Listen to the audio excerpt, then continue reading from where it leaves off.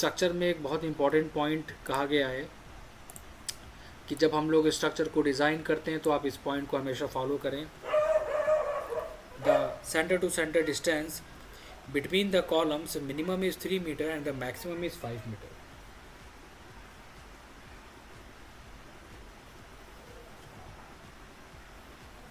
Minimum is 3 metre and maximum is 5 metre. देखो ये part बहुत इंपॉर्टेंट है, ये बात ध्यान रखना है ना, इस बात का बहुत ध्यान रखना। अब बच्चा देखो नॉर्मली गलती क्या करता है, बताऊँ मैं गलती क्या करता है। अब उसको तो पता नहीं है, उसको तो चीज़ें क्लियर नहीं है, उसको जो बता दिया गया है उसके टीचर ने, वो सोचता है कि बस यही है, इसके अलावा कुछ नहीं है। अब बच्चा कैलकुलेशन क्या कर रहा है, एक कॉलम्स हम यहाँ पर दे सकते हैं, दूसरा कॉलम यहाँ पर दे देते हैं, यहाँ पर खाली है यहाँ पे भी दे दो, एक कॉलम हम यहाँ पे भी दे देते हैं। बच्चा यही प्रोसेस करता है। ये डिस्टेंस ज़्यादा हो जाएगी, चलो एक कॉलम यहाँ पे भी रख देते हैं, एक यहाँ पे भी दे देते हैं। ऐसा लगता है कि पैसा वो खुद पे करेगा, प्रोजेक्ट का क्लाइंट से लेगा ही नहीं, खुद ही डिसाइड कर रहा है। एक यहाँ पे भी कॉलम दे दो, एक यहाँ पे भी दे दो, एक यहाँ पे भी दे दो। अब कोई भूकंप आएगा तो स्ट्रक्चर हमारा हिलेगा भी नहीं यहाँ पर, ये बढ़िया है। एक यहाँ पे भी कॉलम दे दो। अब आप सोचिए कि हमने पूरे घर में कॉलम ही कॉलम मेंशन कर दिए। अब आप सोचिए कि हमारा कॉस्ट बैठ रहा है कम से कम 45 लाख का, और हमने कॉलम्स यहाँ पर 1 2 3 4 5 6 7 उनकी कॉस्ट अगर ऐड करेंगे तो पता चला हमारा प्रोजेक्ट चला जाएगा। सोचो, ये भी बहुत इम्पॉर्टेंट पॉइंट है, स्पेसिंग के साथ उसको फॉलो करना है। अब पहले तो ये समझो कि इसको बनाना कैसे है और इस पर काम कैसे करना है। सबसे पहला स्टेप आप यहाँ पर क्या फॉलो करोगे, आप यहाँ पर लेयर एक्टिव करोगे कॉलम की, REC एंटर, आपने क्लिक करा स्क्रीन पे, डी एंटर, आपने साइज ले लिया, आप जितने साइज का क्रिएट करना चाहते हो। आपने एक लाइन ड्रॉ करी, this one and this one.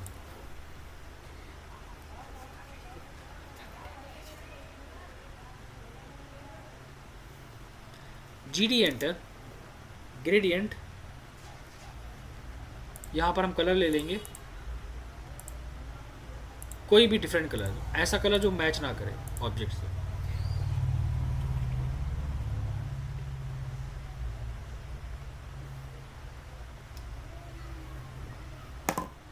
ठीक है, ब्लॉक बना दो, B एंटर करके, नाम डाल के, सेलेक्ट ऑब्जेक्ट करके एंटर, पिक पॉइंट, यहाँ पर क्लिक करो, ओके करो, ये बन गया कॉलम। अब इसको पकड़ के मूव करा दो। अब देखो हमने कहाँ कहाँ कॉलम्स की प्लेसमेंट दी है, 1 एंड 2, इसके बाद 1 2 3 to 5 मीटर के स्पैम के साथ, 1 2 3।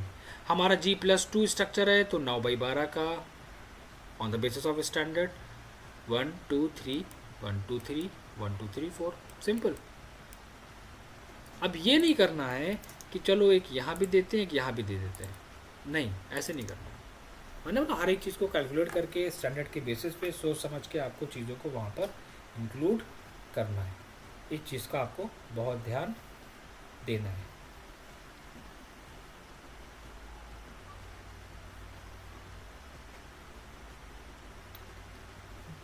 ठीक है, अगला स्टेप हमारे पास आता है कि आप जब इस पर काम करेंगे, 11वां स्टेप है हमारा, हम इसमें यूज़ करते हैं क्या, सेंटर लाइन। प्लानिंग करने का प्रोसेस है ये, जिसको हम ड्रॉ करते हैं किस कमांड के साथ, हर एक बच्चों को पता है, एक्सेल एंटर करके।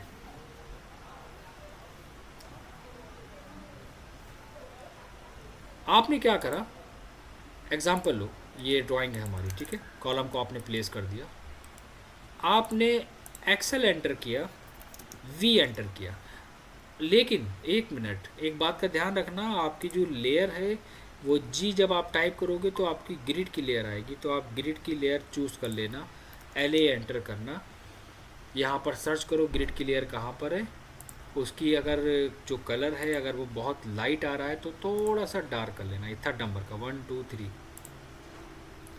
अब करो एक्सेल एंटर, V एंटर, तो पहला सेंटर दूसरा सेंटर, सारे कॉलम के सेंटर, ये ठीक है, यहाँ पर भी and this one.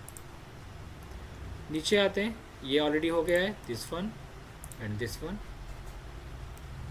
Again Excel enter और एच एंटर, एच का मतलब हॉरिजॉन्टल, तो first enter, second, third and fourth and this one.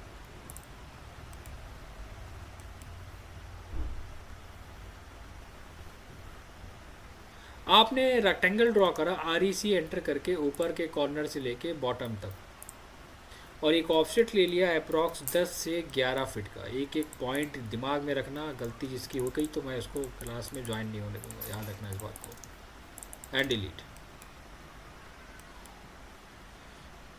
इतना करने के बाद फिर आपका अगला स्टेप आता है 13 नंबर पॉइंट। आप वहाँ पर मेंशन करते हैं ग्रिड हेड। ग्रिड हेड का मतलब होता है कि ग्रिड की इंफॉर्मेशन देना, जिसको आप डिज़ाइन करेंगे, इतना डिफ़िकल्ट टास्क नहीं है, जिसको आप बनाएंगे सर्कल और टेक्स्ट के साथ में। मैं एक बार दिखा देता हूँ वो कैसा होगा आपका, वो ये होगा।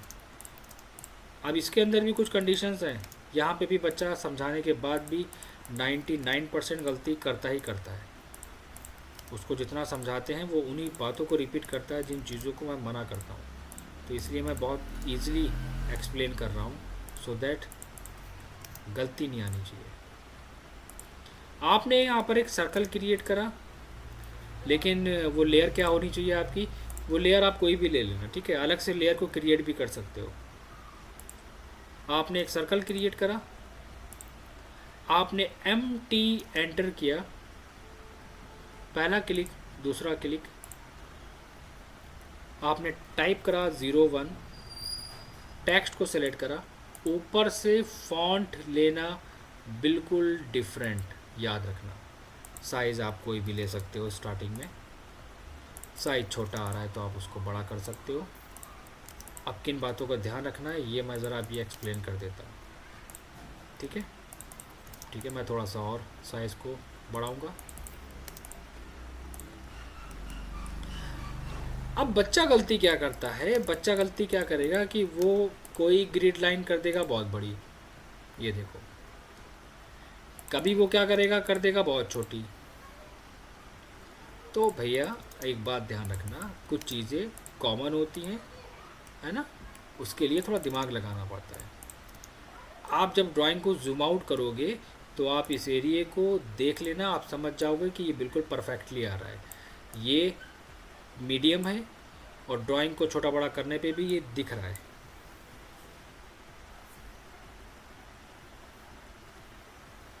ये है सबसे इम्पोर्टेंट पॉइंट। और जो हमारे हॉरिजॉन्टल होंगे वहाँ पर आप क्या दोगे, वहाँ आप दोगे अल्फ़ाबेटिकल। इस बात का भी ध्यान रखना अच्छे से,